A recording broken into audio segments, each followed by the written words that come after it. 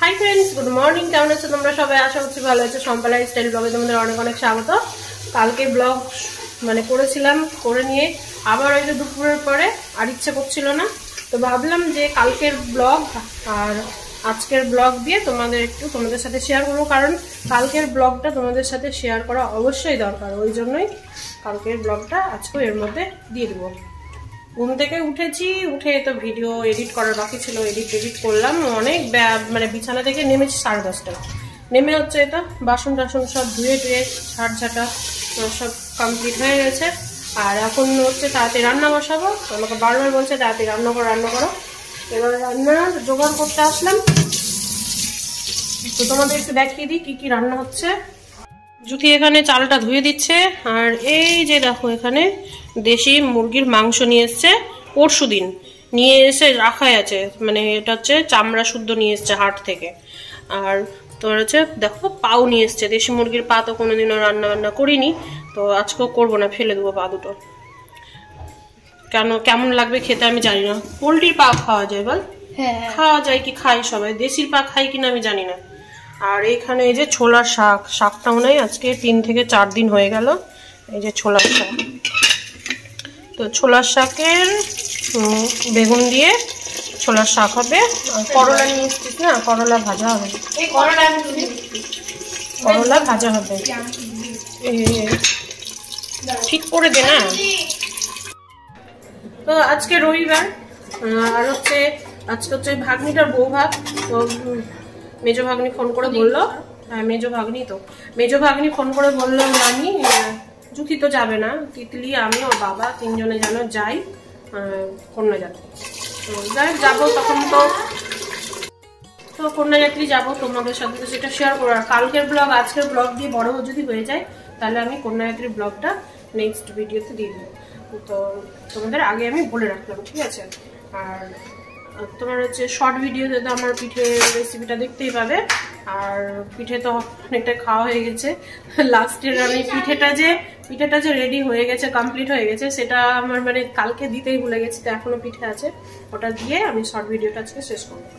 আর হচ্ছে কি বলো তো চলো এখন আমি এদিকে রান্নার জোগাড়টা করি তোমরা ততক্ষণে আমার কালকের ব্লগ কতটুকুটা করেছিলাম তোমাদেরকে আমি সেইটুকুটা দেখতে থাকো ততক্ষণ আমি রান্নাবান্না সব জোগাড় করে নিই তারপর তোমাদের দেখাবো। চলো দেখতে থাকো কালকের ব্লগটুকু সম্পূর্ণটাই তো দেবো না যেটা মানে বেশি দেওয়া দরকার সেইটুকুটাই দেবো। তো চলো বাজার গিয়েছিলাম বাজার থেকে কি নিয়ে এসেছি সেটা তোমরা দেখে নাও। চলে এসেছি বাজার করে নিয়ে এই যে দেখো এই যে লাল আলু এই আলুটা ভাজা দেখছি খুব খাচ্ছে দাদা ওই জন্য নিয়ে আসলাম অতটি করে আলু ভাজছি তাও বলছি কি আলু দাও আর একদম একেবারে আজকেরই কাটা দেখো টাটকা ফুলকপি আমাদের তার জমি নাই যে টাটকা উঠিয়ে নিয়ে এসে রান্না করব তো আজকে বাজারে পেয়ে গেছি টাটকা খুব সুন্দর কিন্তু এখন না বিয়ের সিজন চলছে তো সবজির দাম বেড়ে গেছে বেগুন 40 টাকা কিলো ফুলকপি 40 টাকা কিলো আর এই যে একদম টাটকা দেখো বাঁধাকপিটা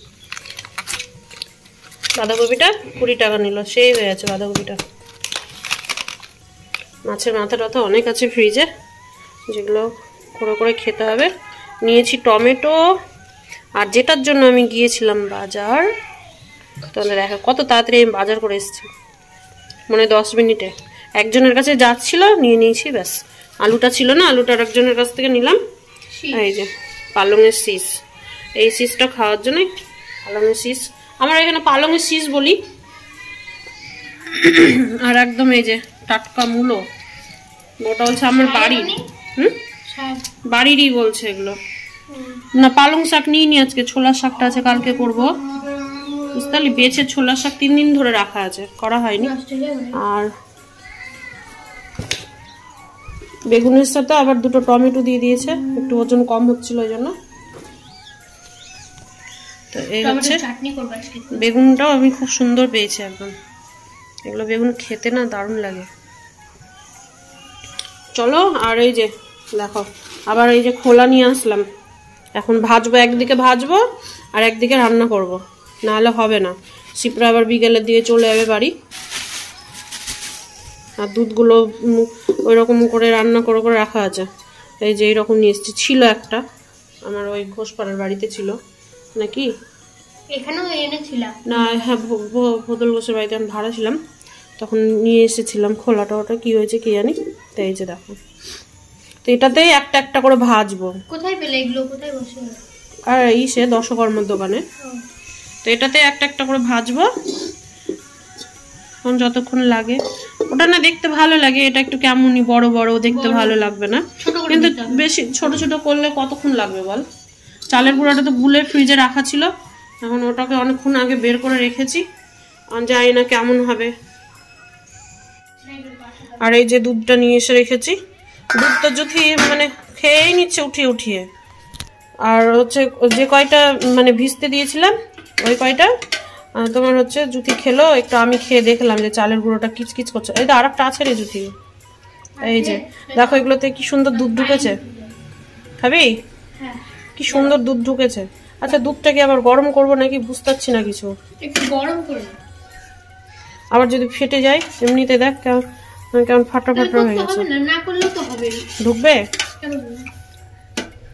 তো হালকা উষ্ণ গরম করি তাহলে না ভিজবে ভালো, বুঝতে পারলি? তো একদিকে ডাল সেদ্ধ জুথি বসিয়েছে আর একদিকে ভাত ফুটছে, কারণ আমি একদিকে পিঠে করব তো আবার একদিকে হচ্ছে সবজি টবজিগুলো রান্না করব। ওই জন্য ওই ওভেনটা ভালো ছিল বল, 3টা ওভেন ছিল আমার সুবিধা হতো, ওই ওভেনটা খুব ভালো ছিল। তো ওভেনটা যেই করলো আবার ঝোল নিচ্ছে অতগুলো, ভিজবে না তো, যেগুলো ভাজবো না যত দিব টেনে নিবে, কতগুলো হবে জানিস? তো দেখো এই যে এটাও দেখো, এই যে বাস্ট হচ্ছে কিভাবে দেখো। আমি এত খোলা ইউজ করেছি এরকম কোনো সময় দেখিনি যে মানে কি আওয়াজ হচ্ছে ভটকর মতো। 3বার বল, এটা আবার 3বার হলো। এই যে দেখো তলাটা খুলে গিয়েছে, কেন এরকম হচ্ছে কি জানি। এদিকে তো ডাল হচ্ছে, একটা ভিজে গেছে না, দাদুকে ভাত দিতে হবে তাড়াতাড়ি। আর এইদিকে হয়ে যেত, এই যে এইদিকে পিঠে নিয়ে বসে আছি, তো পিঠেগুলো দেখো এত সুন্দর ফুলছে, দেখেছো? দারুণ ফুলছে, যাক ভালো হচ্ছে এটাই অনেক। এই যে দেখো কি সুন্দর উঠে গেল। আর চালের গুঁড়াটা না খুব ফ্রেশ না, ওই জন্য একটু কালো কালো লাগছে। তো এটা ওই যে শিবরার জন্য একটু দুধে, ও খেজুরের গুঁড়ো খাই না, ওই জন্য একটু দুধ দিয়ে জাল দিয়ে রেখেছিলাম কালকে, ওটাতে ভিজালাম, অল্প করে করবো এটা। আর এদিকে আজান পড়ে গেছে, আজানে বুঝতে পারলাম যে একটা ভিজে গেছে। আর এই যে এইদিকে এই যে এটা, আর খুব বেশি ব্যাটার নেই, এই যে এইটুকুটা। তো চালের গুঁড়োটাতে না কি যে আছে দেখো, কালো কালো কি যে আছে জানি না, কিন্তু কিচকিচ করছে না। তো ভেবেছিলাম কিচকিচ করলে ফেলেই দিব, দোকানদারকে গিয়ে বলবো, কিচকিচ করছে না। আমি যখন চালের গুঁড়োটা যখন চেলে নিই কিনা তখন কালো কালো মানে এই যে তিসি টিসি থাকে না, তিসি, ওগুলো সব শুদ্ধ হয়ে দেখলাম আছে, মানে বেরোলো, তখনই বুঝতে পারলাম যে তিসি টিসিগুলো ছিল চালের মধ্যে, মানে তিসি টিসি ছিল।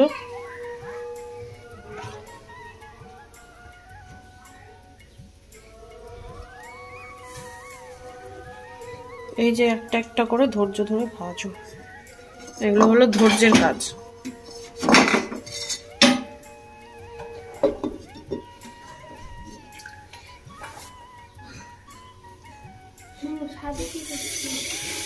আমার মা না অনেক বড় বড় করে ভাজে এগুলো, মানে আমি এটা একটা ভাজছি তো মা এটা হচ্ছে 2টো দিত, আর দিয়ে মা আবার ভেঙে ভেঙে দিয়ে দিত, ওটাতে ভালো ঢুকবে।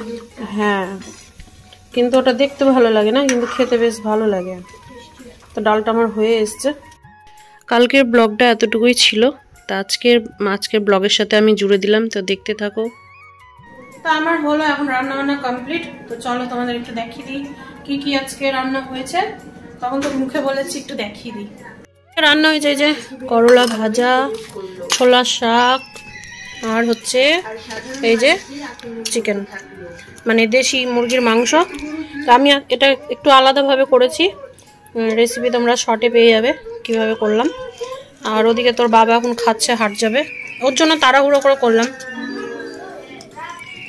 তো এদিকে চলো, রান্না বান্না তো হয়ে গেছে, কিন্তু আমার এখনো স্নান হয়। তো দুপুরে তখন তো আমি স্নান টান করিনি, তারপরে স্নান টান করলাম, খাওয়া দাওয়া করলাম। খাওয়া দাওয়া করে বসে বসে একটা খাওয়া দাওয়ার পর বসে একটা কমলা লেবু খেলাম।